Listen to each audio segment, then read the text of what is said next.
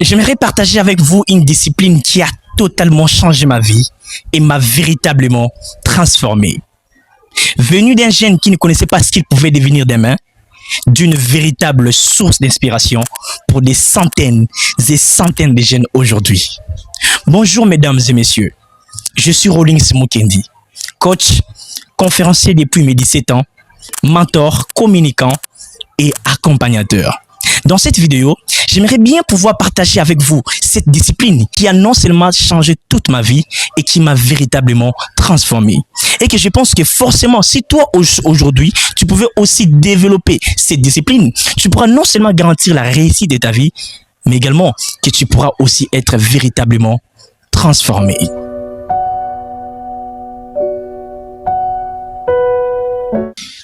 Cette discipline, sûrement, elle n'apparaîtra pas nouvelle dans vos oreilles. Évidemment, vous l'aurez déjà entendu parler.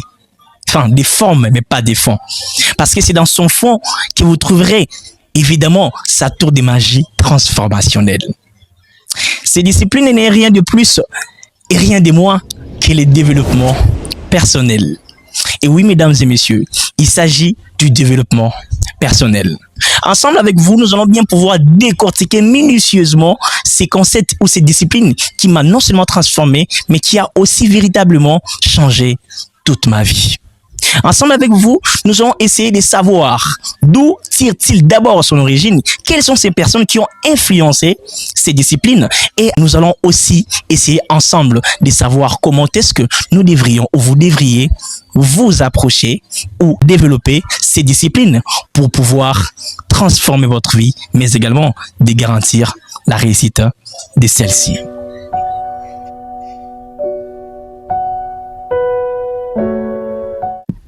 Alors, nous allons commencer par savoir c'est quoi le développement personnel, c'est quoi cette discipline transformationnelle.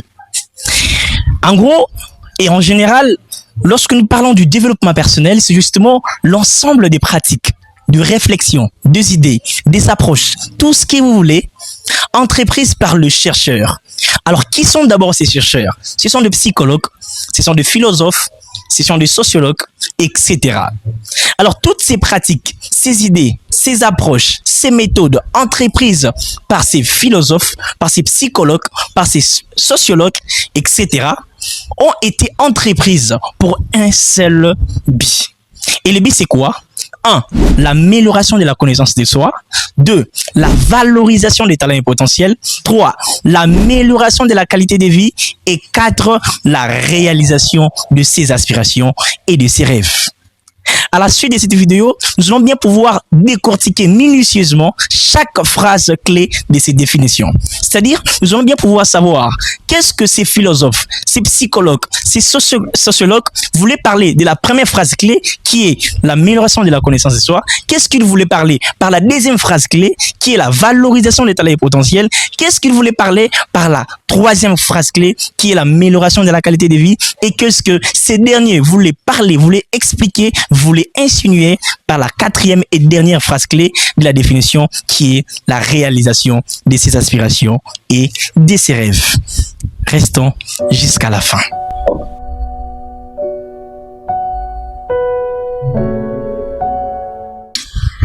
Oh, voilà, comme j'aime cette discipline transformationnelle. Origine du développement personnel. Alors, concernant l'origine du développement personnel, ce que vous devriez savoir au préalable, c'est que le développement personnel n'a pas d'abord une suite logique de ses origines.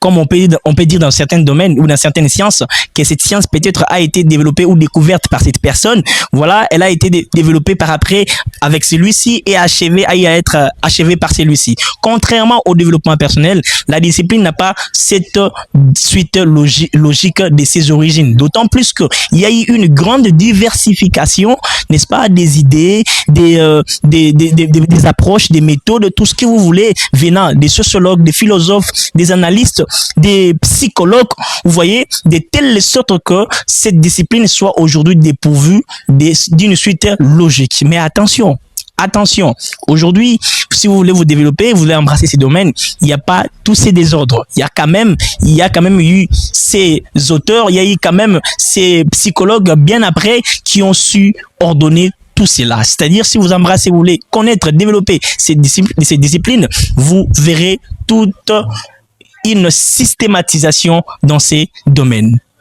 Contrairement à ce que beaucoup de personnes pensent aussi aujourd'hui du développement personnel, son invention n'est pas récente. Non, le développement personnel a bien commencé à exister depuis l'Antiquité. Et dans la Grèce antique, bien évidemment, des philosophes comme Socrate commençaient déjà à enseigner cela à ses partisans. Et partant de sa fameuse phrase que nous connaissons tous, connais-toi toi-même. Évidemment, cette phrase est considérée aujourd'hui parmi les plus grands fondements du développement personnel. C'est-à-dire, pour Socrate, toute transformation humaine commence préalablement par la connaissance de sa personne.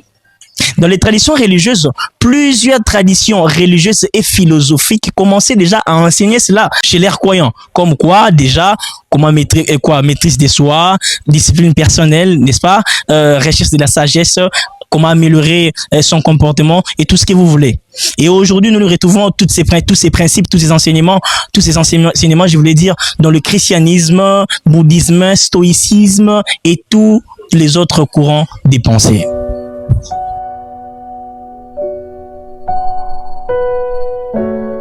La naissance du développement personnel moderne, c'est-à-dire les développements personnels que vous connaissez aujourd'hui là, ces développements personnels que vous voyez au travers les vidéos que vous voyez sur le réseau, les différents coachs, les différents mentors en train de vous donner des approches, des techniques pour vous permettre de vous développer, de sortir de certaines pratiques, voilà, néfastes ou négatives. Alors, ces développements personnels modernes apparaissent véritablement entre le 19e siècle et 20e siècle. Parmi les premiers influents auteurs dans ces développements modernes fut évidemment le premier à l'occurrence du monsieur Samuel Smalls qui en 1859 écrit son fameux premier ouvrage dénommé Self-Help qui signifie carrément, c'est en anglais qui signifie carrément développement personnel en soi. Et cet ouvrage révolutionne ou défend une idée révolutionnaire selon laquelle le succès commence d'abord par les efforts personnels plutôt que par les circonstances de la vie. Il ne parlait pas du hasard. Et cet ouvrage fait partie aujourd'hui des premiers ouvrages modernes de développement personnel.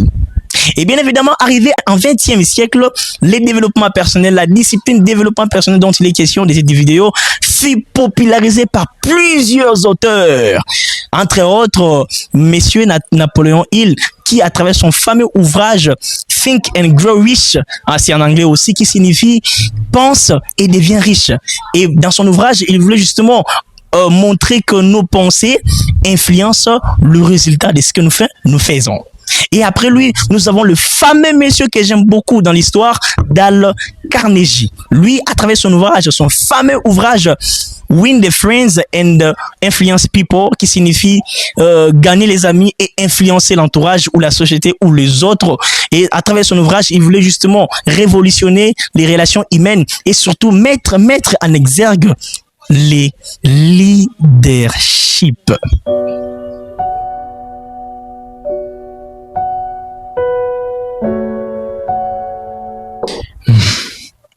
Mesdames et messieurs, le développement personnel aujourd'hui a considérablement évolué. Il ne se limite pas qu'à la motivation. Il englobe en même temps aujourd'hui la connaissance de soi, identification de ses faiblesses, identification de son talent, identification de ses forces, la créativité, la gestion des émotions, l'intelligence émotionnelle, la communication, le leadership, l'entrepreneuriat et tout ce que vous voulez. Pourquoi le développement personnel aujourd'hui est-il devenu populaire et assez important que ça?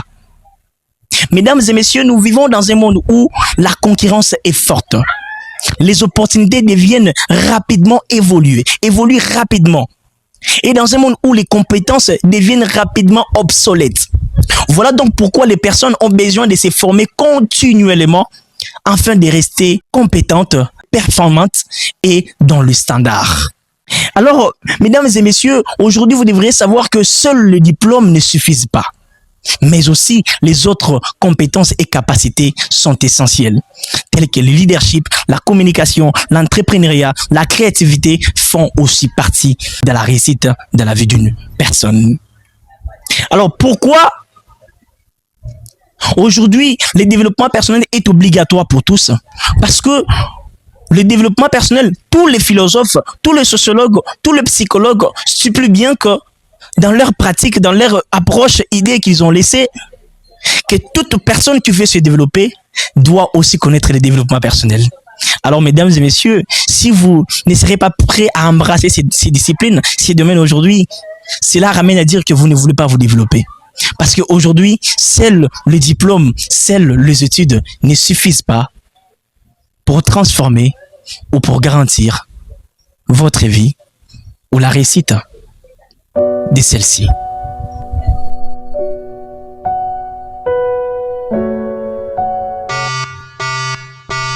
Alors avant de chuter, mesdames et messieurs, permettez-moi de détailler ou d'expliquer minutieusement chaque 4 phrases clés de la définition que nous avons eue dès le début de cette vidéo. Je pense que je vous avais promis. Alors partons de la première phrase clé qui est l'amélioration de la connaissance de soi. Si vous vous souvenez encore, les philosophes, les psychologues, ces sociologues, qu'est-ce qu'ils voulaient parler par l'amélioration de la connaissance de soi? Ils voulaient tout simplement parler de la découverte de ses talents et de ses potentiels innés, mesdames et messieurs. Et c'est là où même où est née la fameuse phrase de Socrate qui dit « Connais-toi toi-même ». Et parce que Socrate estime que toute transformation humaine commence d'abord de manière préalable par la connaissance de sa personne, c'est-à-dire par la connaissance de sa mission, de son talent au préalable. Et après la première phrase clé qui est l'amélioration de la connaissance de soi, nous avons la valorisation de ses talents et potentiels. Alors qu'est-ce que ce chercheur voulait parler par la valorisation des talents et potentiels? Il voulait parler ceci. Après avoir amélioré la connaissance de sa personne, c'est-à-dire connaître son talent et ses potentiels innés, il faudra que ces derniers, ces talents ou ces potentiels innés, soient par la suite valorisés. Et comment est-ce qu'ils pourront être valorisés? C'est lorsque sa personne décide, la personne qui possède ses talents, qui possède ses potentiels innés, se lance dans des formations. Parce que les philosophes, les psychologues, les sociologues, toutes ces personnes qui ont contribué au développement, à la naissance du développement personnel, stipulent que un talent sans formation est un arbre sans racines. Alors, partant de la troisième phrase clé qui est l'amélioration de la qualité de vie, ces chercheurs voulaient parler de l'amélioration de sa personne. C'est-à-dire être une personne qui a un comportement aimable, une personne qui sait comment gérer ses émotions, une personne qui a l'intelligence émotionnelle et toutes les qualités qui la permettent à ce qu'elle puisse vivre sa vie de manière convenable. Et partant de la quatrième et dernière phrase clé qui est la réalisation de ses aspirations et de ses rêves, bien évidemment, j'essaie, il parle de la réalisation des aspirations et de ses rêves, vous avez cru qu'il s'agissait plutôt de l'argent, de la richesse, des voitures et tout ce qui a trait au matériel. Bien au contraire, le chercheur voulait parler partant de la quatrième et dernière phrase clé qui est la réalisation de ses aspirations et de ses rêves, il voulait plutôt parler de l'atteinte de sa meilleure version. Car eux estiment que la véritable réussite de sa vie, permettez-moi, n'est pas le matériel. Mais réussir sa vie, réaliser ses rêves, c'est devenir ou être celui dont nous étions appelés à être. C'est-à-dire pour eux, réussir sa vie, ce n'est pas avoir l'argent. Mais réussir sa vie, c'est exercer tout simplement la mission que nous étions envoyés à exécuter. Alors, mesdames et messieurs, le développement personnel n'est pas tout simplement une discipline, une simple discipline. Mesdames et messieurs, le développement personnel est bien plus qu'une simple discipline. Le développement personnel est un voyage. Et un voyage, mesdames et messieurs, qui commence par une simple question, mais importante. Qui suis-je réellement? Et qui puis-je devenir vraiment? Parce que vous devez savoir, souvent la qualité de notre vie dépend de la personne que nous choisissons de devenir jour et après jour. Mesdames et messieurs, c'était la fin de cette vidéo, de ce tuto. Si vous avez aimé, n'hésitez pas d'aimer, de commenter, de partager, surtout les commentaires. Je me ferai bien plaisir de pouvoir lire et commenter et répondre à tous les messages. Et ça fera énormément plaisir et ça me servira d'une motivation extrême. Et comme vous le savez, c'était Coach Rolling Kendi, le Jésus de l'éducation africaine.